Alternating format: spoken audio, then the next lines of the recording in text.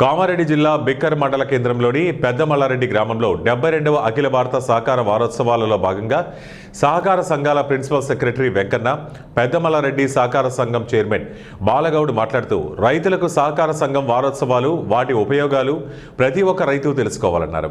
ప్రతి రైతు ప్యాడీ కాకుండా సీడ్స్ను కూడా తీసుకుని సహకార సంఘాలను అభివృద్ధి చేసుకునే విధంగా చూసుకోవాలని తెలిపారు. రైతులు ఈ సహకార సంఘాల వారోత్సవాలకు వివిధ గ్రామాల నుండి హాజరై విజయవంతం చేశారు. ప్రతి ఒక్క రైతు ఈ ఉత్సవాలలో భాగస్వామిని చేస్తూ సహకార సంఘం నిర్ణయాలు తీసుకుంటుందని అన్నారు.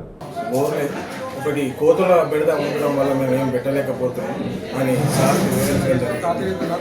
రైతులు మా సొసైటీని కానీ మా పాలకవర్గాన్ని కానీ చాలా సమైక్యంగా ప్రతి మీటింగ్కు హాజరై సొసైటీ ఇంతకుముందు బాగా లేనందువలన ఇప్పుడు మా దగ్గరనే సొసైటీ మెర్జీ అయితే అనే ఉద్దేశంతో ఇప్పుడు సొసైటీ చాలా బాగా చేసుకున్నాం.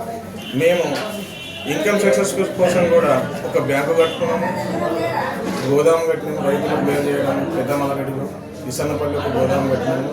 ఈరోజు గవర్నమెంట్ నుంచి మాకు 70 లక్షల రూపాయలు రావాల్సింది కమిషన్ కూడా.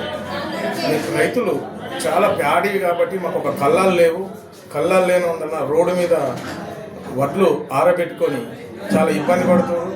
దానికి మేము ఎంతో శ్రమించి వడ్లు అయ్యేసరికి ఇబ్బంది పడవలసి వస్తుంది.